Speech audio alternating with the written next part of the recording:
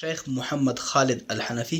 د سلګونه کلونو مبارزې هدف د اسلامي نظام پلي کول و. د امر بالمعروف نهي عن المنکر او شکایتونو اورېدلو وزارت سرپرست وزیر شیخ محمد خالد الحنفي د رسمي سفرونو په لړ کې تېره ورځ پروان ولایت ته سفر وکړ او د دې ولایت له مسؤلینو له لوري ترتیب شوې ناستې ته یې په خبرو کې وویل د تېرو کړاوونو او لسګونه کلونو مبارزې هدف د اسلامي نظام پلي کول و. د دې ولایت د مسؤلینو له لوري جوړې شوې ناستې ته د یاد وزارت سرپرست وزیر شیخ محمد خالد الحنفي په خپلو خبرو کې وویل د تېرو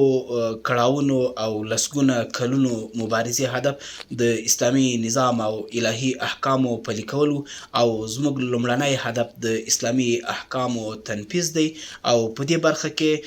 هیڅ فشار موږ له خپلې ټاکلې تګلارې نشي اړولی چې 20 کاله مبارزه ښه مثال دی. خالد الحنفي همداراز وویل د اسلام مبارک دین د اعتدال او منځلارۍ غوښتونکی دی او په همدې اساس د اسلامي امارت مشران په ټولنه کې د هغه څه پلي کول غواړي چې الهي دین یې غوښتونکی دی او دوی نه غواړي چې خپلې شخصي غوښتنې په خلکو ومني. دا راز ښاغلي حنفي د ټولنې د اصلاح په موخه دیني عالمانو ته په خطاب کې وویل دیني عالمان د ټول هڅه نه کوي چې په حکومتي بستونو مقرر شي او د ټولنې د اصلاح او سمون دروند مسؤلیت پرېږدي بلکې دوی باید د ټولنې د اصلاح کار وکړي او په دې توګه د اسلامي نظام ملاتړ وکړي.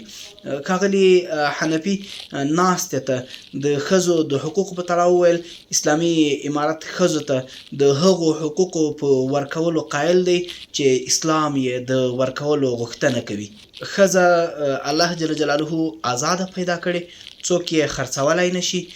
په زور یې چاته په نکاح نشي ورکولی او مهر یې خپل حق دی. پلار او د کورنۍ نور غړي یې نشي کولی چې ترې واخلي او موږ په دې برخه کې هغو حقوقو ته ژمن نه یو چې نړیوال یې غواړي او له اسلام سره په ټکر کې وي. ښاغلي محمد خالد الحنفي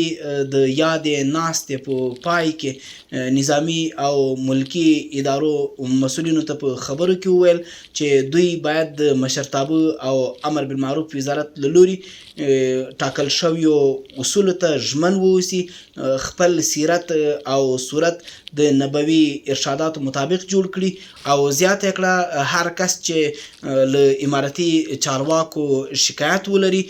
کولی شي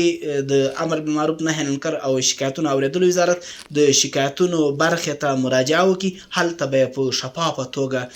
شکایت اورېدل کیږي.